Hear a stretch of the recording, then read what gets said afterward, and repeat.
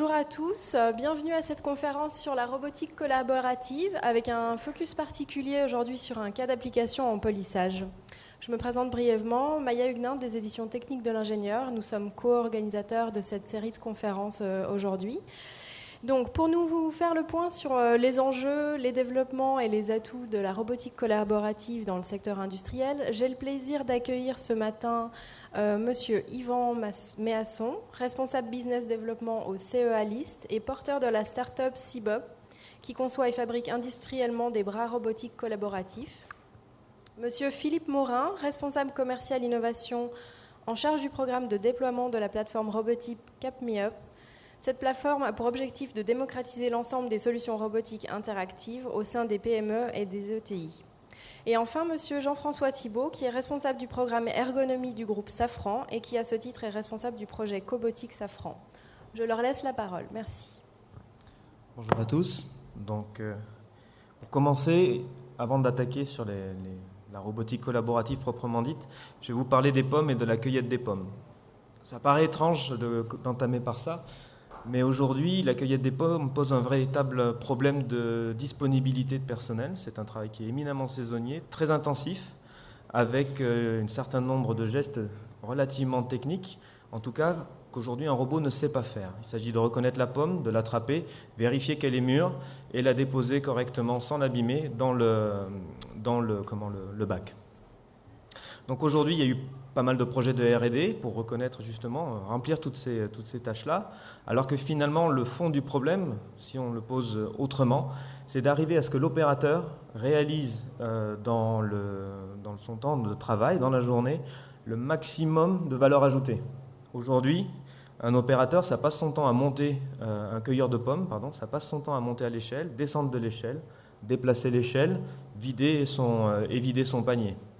Le problème ainsi posé, on arrive à des solutions qui sont beaucoup plus pragmatiques, dans lesquelles effectivement l'opérateur retrouve toute sa place et peut vraiment exprimer sa valeur ajoutée.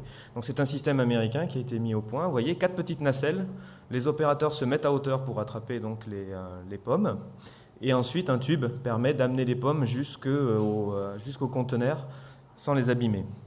De cette manière, avec 4 personnes, vous avez un temps de travail effectif de cueillette qui est de l'ordre de 100% du temps opérationnel.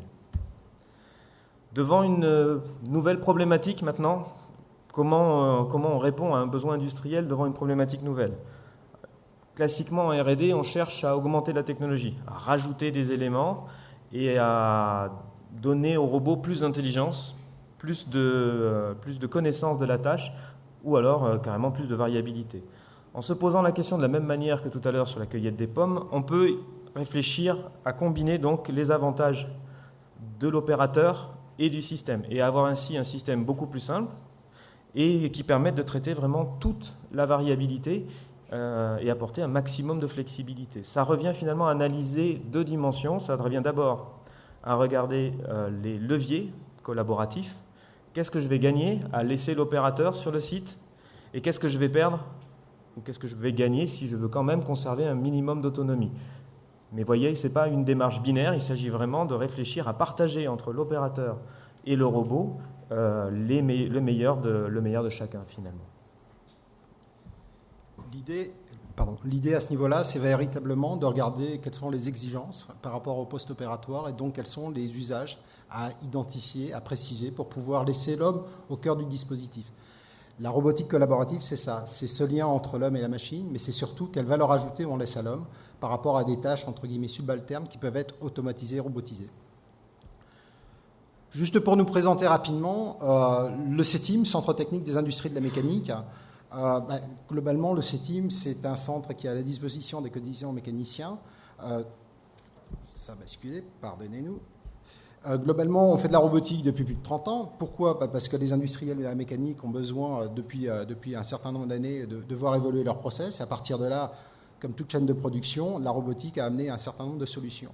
On y est venu de plus en plus et de façon plus précise ces dernières années, suite à la mobilisation de l'État, de certains ministères, sur la partie accompagnement des PME. Accompagner les PME en primo-accédant, par exemple, sur l'investissement du premier robot. Identifier comment intégrer un robot dans une équipe industrielle, etc. Et puis, de fil en aiguille, ça a été aussi l'intégration de robots plus intelligents ou plus à développer, qui ne soient pas sur le marché. Et là, ça a été un rapprochement, notamment avec le CEA, nous, notre participation aujourd'hui. En conclusion, je dirais tout simplement que le CETIM n'est pas roboticien, il n'est pas intégrateur non plus. Par contre, il sait exactement quel est le besoin des industriels de la filière mécanicienne et au-delà. Et c'est à partir de là qu'une synergie s'est vraiment mise en place, décidément, s'est vraiment mise en place avec le CEA pour définir un programme d'action, dont le programme d'action CapMeUp, qui est financé par les établissements Carnot, puisque nous sommes tous les deux laboratoires Carnot. Donc un petit mot aussi pour resituer, merci, la transition c'était pas prévu, un petit mot pour resituer l'activité du CEA de la même manière. Donc l'origine de la robotique entre guillemets au CEA, c'est la téléopération, la nécessité de donner à des opérateurs humains la possibilité de manipuler à distance des matières difficiles, des matières dangereuses. Donc ça s'est fait au départ de systèmes mécaniques, comme vous voyez, 1966, l'histoire du laboratoire remonte au tout début des années 60. Ensuite des systèmes électriques, où les axes des systèmes étaient couplés entre eux, plutôt que par un lien mécanique, pour restituer à l'opérateur le retour de l'effort. Un retour d'effort qui complète le retour visuel. Dans les années 90-2000, à peu près, est apparu un concept de contrôle plus évolué qui a permis de découpler complètement la partie maître, c'est-à-dire la partie joystick, retour d'effort, de la partie qui produit vraiment l'effort en cellule. Et maintenant, donc depuis les années 2000, avec une forte diversification des activités, forte diversification des activités du CEA dans tous les domaines, que ce soit industriel, que ce soit dans la santé ou dans l'énergie autre que le nucléaire. On a commencé à travailler sur des systèmes d'assistance en effort, toujours basés sur le principe du contrôle de l'effort de l'opérateur, l'amplification d'effort, l'exosquelette et quelques exemples que vous voyez qui sont devenus des produits, notamment, on reviendra un petit peu dessus, mais les cobots d'assistance au geste qui sont aujourd'hui commercialisés par la société RB3D. Donc devant un nouveau projet, on a principalement deux dimensions finalement à analyser, de questions fondamentales à se poser. Donc quel est l'intérêt de la robotique collaborative soit, mais ensuite comment on va développer ou aller chercher la technologie la plus adaptée. Donc vous avez un ensemble de technologies, un ensemble d'organisations industrielles, d'accord, qu'il faut respecter, dans lesquelles il faut entrer. Vous avez aussi des éléments plus, on va dire, long terme d'exigence stratégique ou de développement scientifique. Aujourd'hui, le CEALIS se positionne vraiment sur la branche de gauche, à faire en sorte que les technologies les plus pertinentes et les plus à la pointe trouvent des débouchés directement dans des applications. Et donc on a à peu près défini aujourd'hui 3 niveaux en fait. Niveau de recherche fondamentale, on va définir des systèmes ad hoc pour une classe de tâches particulières. Un niveau de développement où là on va plutôt adapter les machines à la marge pour répondre à des besoins particuliers, et ça s'est fait au travers de CapMeUp notamment, on en reparlera après. Et ensuite un niveau applicatif où là l'idée c'est réellement d'exploiter avec l'industriel directement la technologie sur son besoin propre. Pour compléter ce dispositif, en effet, la science ne serait rien s'il n'y avait pas des cas applicatifs. Bien évidemment, derrière, il y a tout l'environnement industriel, l'environnement sociétal. On l'évoquait, la place de l'homme au milieu de nos organisations. Et pour cela, le CETIM accompagne, je dirais, toutes ces réflexions avec cette vision de l'industrie et d'être capable de dimensionner l'exigence industrielle en tant que telle par rapport à ce dont on a besoin véritablement pour produire mieux, produire plus, en respectant l'homme, en respectant le savoir-faire et surtout en apportant toutes les dimensions qui sont complémentaires à la science pour pouvoir être appliquées in fine. Juste un exemple d'action qui nous a permis de travailler avec le CEA, qui n'était pas un financement des instituts Carnot, mais qui était un financement d'industrie d'avenir. C'est le programme national qui a été lancé il y a 3 ans, qui s'appelle RoboStart PME, qui avait pour vocation d'accompagner plus de 250 PME françaises dans l'investissement du premier robot. Cette action a été montée avec le CEA, avec d'autres partenaires, un réseau d'experts indépendants qui ont été formés à un certain nombre de méthodologies qui avaient pour but d'accompagner les industriels de TPE et de PME à comprendre l'intérêt d'investir dans de la robotique et surtout à identifier le juste et nécessaire moyen dont ils avaient besoin pour leur PME. Ça a permis derrière d'investir dans plus de 200 PME, créer des emplois, On entend souvent l'inverse quand on parle de robotisation. Ben non, là, ça crée des emplois. Et c'est un programme qui est vraiment une réussite, qui se prolonge aujourd'hui avec de l'aide financière de l'État et d'autres partenaires, puisque ça a permis de rayonner au niveau national dans les régions. Et il y a d'autres programmes qui en découlent. Et ça a permis véritablement au CEA et au CETIM de se trouver en termes de complémentarité entre qu'est-ce que l'exigence industrielle dont j'évoquais tout à l'heure, c'est-à-dire le besoin de nos entreprises d'évoluer, d'investir et de répondre à des programmes, notamment, M. Thibault l'évoquait au niveau du groupe Safran, le programme LEAP est un programme donc, du moteur dont vous entendez parler régulièrement, mais qui a une montée en cadence telle qu'aujourd'hui, les industriels européens, et notamment français, ne pourront répondre s'il n'y a pas un peu plus de robotisation pour pouvoir assurer les cadences et la pérennité du programme.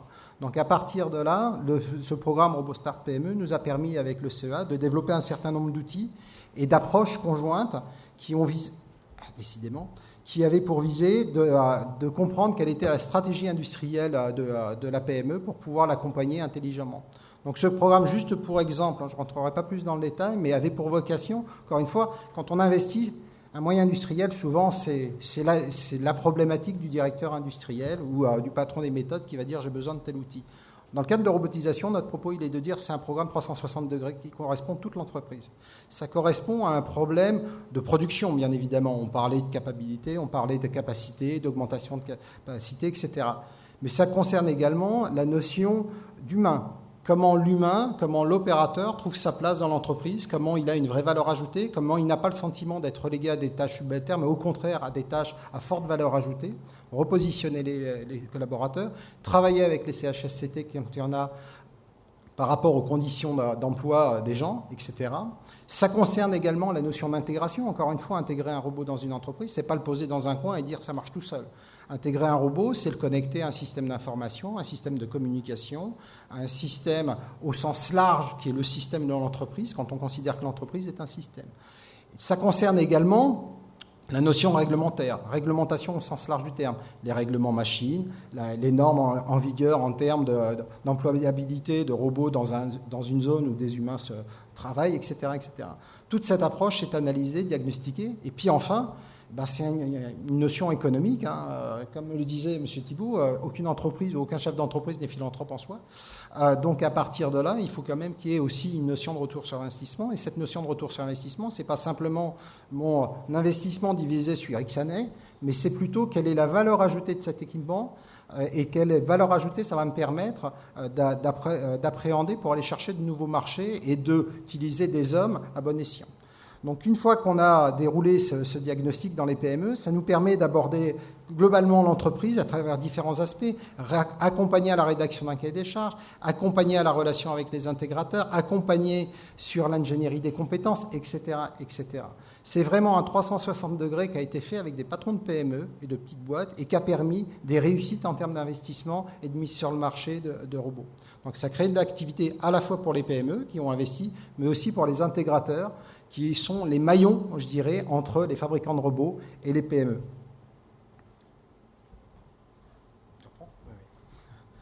Donc aujourd'hui, donc ça c'est une source de l'étude Xerfi, la robotique collaborative, ce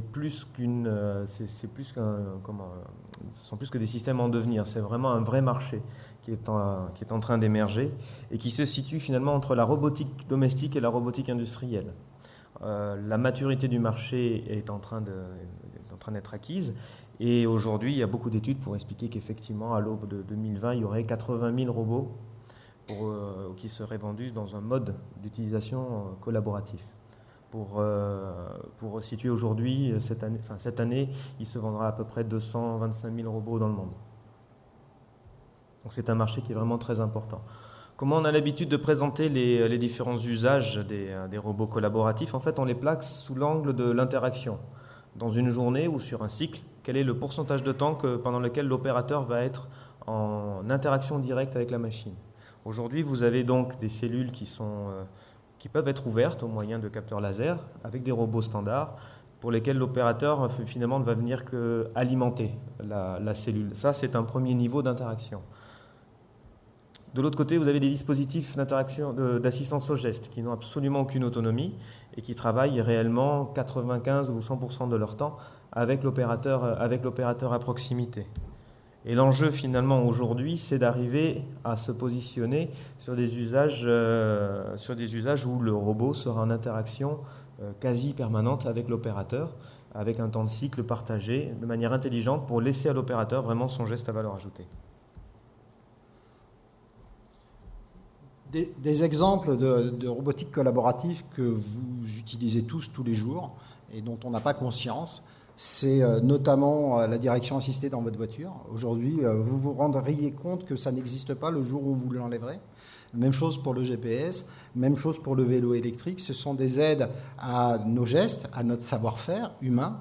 Et c'est en place, on s'en rend plus compte. L'idée pour nous, c'est d'aller plus loin du côté de l'industrie et de faire en sorte que les outils collaboratifs, les robots collaboratifs, soient transparents dans l'utilisation pour nos opérateurs sur leurs tâches quotidiennes. En termes de capitalisation et de travail qui a été effectué entre le CEA et le CETIM, globalement, juste un slide pour vous présenter une réflexion qu'on en a menée et qu'on continue de mener, à savoir comment accompagner les PME, comment accompagner et à quel moment intervenir et leur proposer, je dirais, un accompagnement dédié, que ce soit avec du développement de nouveaux robots, que ce soit du travail avec des intégrateurs et autres. Bon, c'est une réflexion, c'est juste pour dire que CapMeUp nous a permis aussi d'outiller une approche à destination des PME. Dans cette approche, des outils ont été déployés et mis en place, notamment des grilles qui nous permettent de comprendre, encore une fois, quels sont les challenges technologiques à relever pour l'industriel et pour le robot à mettre en place, et puis quelles sont les exigences réelles, industrielles, auxquelles répondre avec les systèmes robotiques. Et on retrouve systématiquement avec ces grilles de repérage la notion que l'on évoquait tout à l'heure, à savoir ce qu'on appelle la robotique 2.0 qui correspond aux robots industriels qu'on voit tous alignés dans les unités de production et qu'on a l'habitude de voir depuis des années, où il n'y a aucun homme. À l'opposé, la 3.0 où finalement l'homme est constamment présent. Et puis le cœur du dispositif de la robotique collaborative dont on parle, qui est ce qu'on appelle dans notre jargon la robotique 4.0, c'est-à-dire là où l'intelligence de l'homme a sa place. Juste pour exemple, des projets qui ont été menés au niveau, encore une fois, des instituts Carnot, CETIM et CEA List, un besoin qui a été réalisé à la demande d'industriels de la filière mécanicienne, des commissions professionnelles que gère le CETIM, sur les modes d'usinage et d'approvisionnement des pièces sur des presses. Donc c'est un robot qui a été développé, mis en place et qui permet d'être mobile, flexible. Donc c'est notre cellule robotisée flexible et mobile qui se déplace d'entreprise en entreprise aujourd'hui et qui permet de démontrer, c'est un démonstrateur, de démontrer l'intérêt de la robotique pour des PME qui considéraient que ce n'était pas pour elles. Série trop grande, variabilité, série trop petite, changement d'outillage, etc., etc. On a développé un robot qui permet à l'opérateur, et je vous invite à regarder sur le site internet du CETIM, il y a une vidéo assez intéressante qui laisse parler les opérateurs d'une entreprise qui disent finalement le côté interactif, on a l'impression d'être à la maison avec la Game Boy du fiston, en termes de programmation, d'agilité du système. Et puis finalement, le fait de travailler à côté d'un robot, ça pose aucun problème, puisque ça répond à nos besoins. Deuxième cas d'application et de communication en termes de robotique collaborative. Avec le CEA, nous avons mis en place une plateforme commune avec des robots que nous utilisons pour faire de la démonstration. Ce n'est pas un showroom de robots, c'est véritablement des cas applicatifs qui sont démontrés.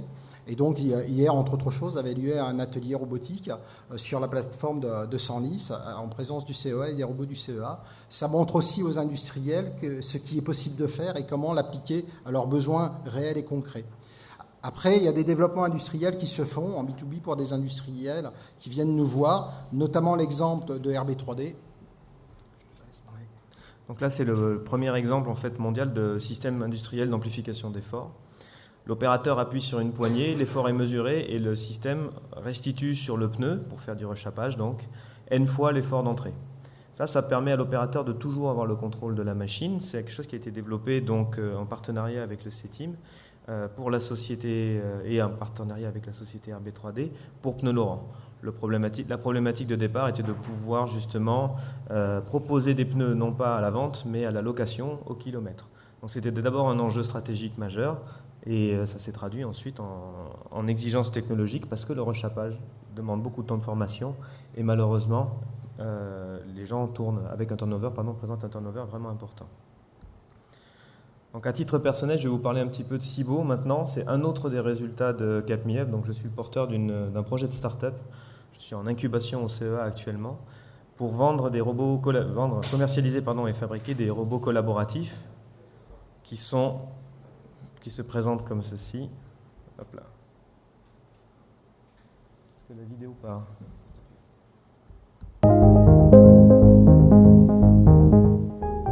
Merci. Donc 3 fonctions principales. La première, évidemment, sont les fonctions robotiques de déplacement classique, standard. La détection de contact, qui est réalisée au moyen d'un... Voilà, qui peut se faire avec une très grande légèreté. L'apprentissage des trajectoires, un élément très important pour pouvoir rendre l'opérateur autonome sur son poste de travail, qui puisse redéfinir le programme en direct. Et in fine, troisième fonction, le contrôle de l'effort, dont on va parler un peu plus précisément vis-à-vis du ponçage aujourd'hui. Oui, voilà. Donc maintenant, on va juste parler un peu du comment, de technologie. Comment on fait ça finalement et pourquoi le robot est-il différent d'autres machines collaboratives? Donc c'est un produit qui vient des technologies du nucléaire, d'accord, qui ont été développées sur plusieurs décennies. L'objectif, c'est de contrôler l'effort de la manière la plus précise possible, et ce, sans capteur. Donc on utilise à la place des engrenages à l'intérieur du robot des vis à billes et des câbles qui permettent de transmettre l'effort de manière extrêmement propre entre le moteur et la sortie, de telle manière qu'on s'appuie uniquement sur le courant moteur. Ça fait des systèmes qui sont beaucoup plus robustes, puisqu'on n'a pas d'électronique finalement rapportée, qui soit complexe. C'est beaucoup plus sûr également parce qu'on est très peu inertiel, donc on a très peu d'énergie stockée dans la machine quand elle se déplace. 5 minutes. Et c'est complètement intuitif à l'utilisation, en tout cas c'est l'objectif que l'on se donne, et donc l'opérateur devient autonome à son poste de travail. L'idée étant effectivement d'avoir des systèmes avec une acceptabilité maximum parce que les opérateurs peuvent valoriser leur savoir-faire au travers de cette machine, et un déploiement simplifié par une absence de barrière donc dans l'usine qui permet de le déployer très rapidement. Donc je vais vous montrer maintenant un petit film que nous avons fait.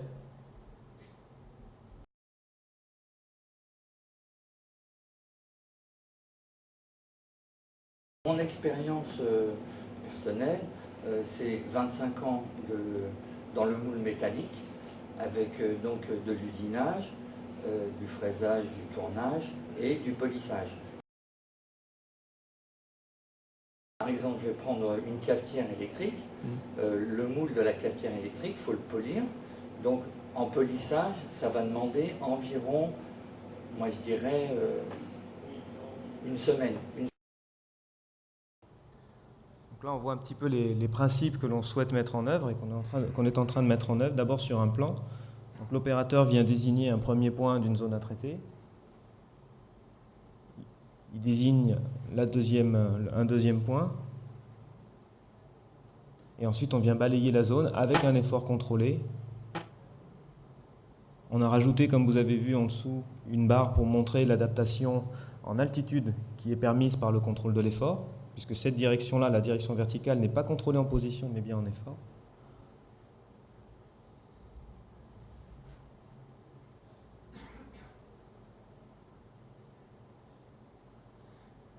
Et pour illustrer un peu plus l'effort, parce que c'est assez conceptuel finalement, on a demandé au robot d'appuyer sur une balance, vous voyez, 3, 6, 9 kg, puis 6, puis 3. Donc tout ça est réalisé sans capteur. L'autre intérêt, c'est que c'est mu par des câbles, et que donc le moteur et la vis à billes sont isolés des vibrations et des chocs, ce qui rend le système encore plus robuste par rapport à un système qui aurait des capteurs plus des engrenages en entrée. Alors évidemment, pour polir plusieurs pièces simultanément, donc c'est vrai que c'est possible avec ces robots, évidemment, qui sont faits vraiment pour travailler régulièrement et sur plusieurs pièces en même temps. On peut mettre en route plusieurs robots, c'est l'avantage de ce procédé.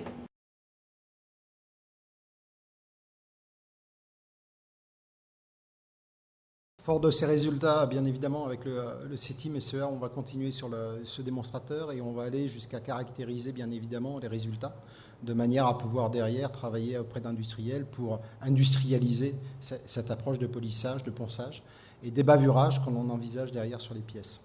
Juste pour finir, et pour rappeler un slide que vous avez vu tout à l'heure, où d'un côté il y avait la science, de l'autre côté il y avait la notion sociétale, industrie et autres, nous sommes en train d'approcher, de la même manière que nous l'avons fait avec les PME initialement, nous sommes en train d'approcher le monde des intégrateurs, ceux qui vendent du robot, de manière à travailler avec eux sur la chaîne de valeur ajoutée de la robotisation des unités françaises, en leur apportant des technologies matures, ce qu'on a dit d'un côté, et puis en leur apportant surtout une vision marché plus globale qui leur permettra d'investir et de développer des nouvelles solutions.